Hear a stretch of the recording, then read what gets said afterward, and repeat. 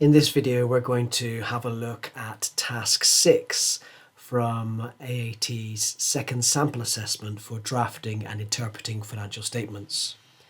In this task, you're required to calculate 4 performance ratios.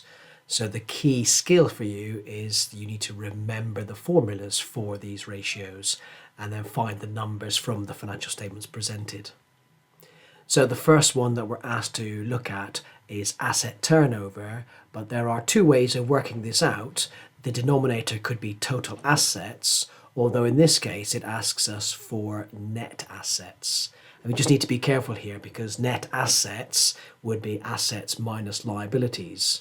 But in this particular case, it only wants us to use assets minus current liabilities.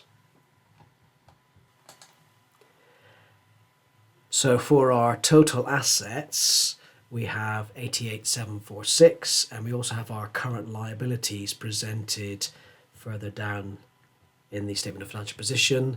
But remember, using the accounting equation, this would be the same as our total equity plus our non-current liabilities. And that's the same as our capital employed figure.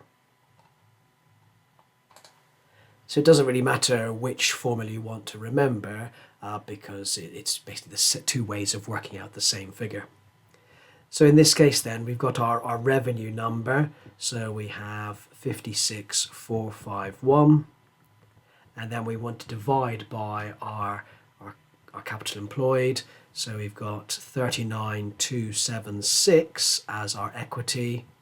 And then we also have 43,850 as our debt, and that gives us, when you plug this into our calculator, 0.679. But the question is asking us to present our answer to 1 decimal place. So we can see that we got 0.67, so that's going to be rounded to 0.7 as our answer. The next ratio required is gearing. Again, there are a number of ways we can work out gearing, but for this AAT assessment, there's one formula that in particular that we need to use. So that's going to be our debt, our non-current liabilities, divided by our debt plus equity. So in other words, the capital employed. So the debt capital provided by third parties and the equity capital provided by our own shareholders. So in this particular case then, we're going to have the 43,850, so that's how much debt we have, and then we put that number on the denominator as well, but we also include our equity of 39,276. So that gives us 52.75%. So when we round to the nearest 1 decimal place, that's going to give us 52.8%. The third ratio is our operating profit margin, which is our operating profit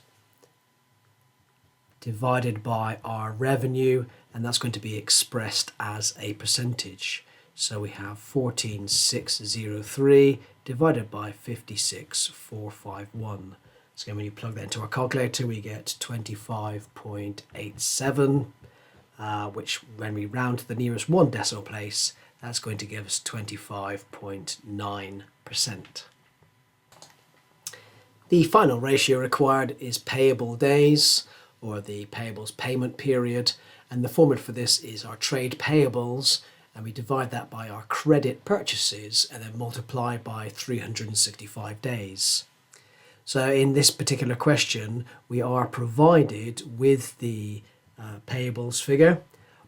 That's in the statement of financial position, but we are not provided with credit purchases.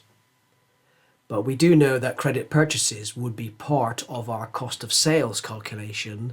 So as an alternative, we can substitute cost of sales instead of using credit purchases.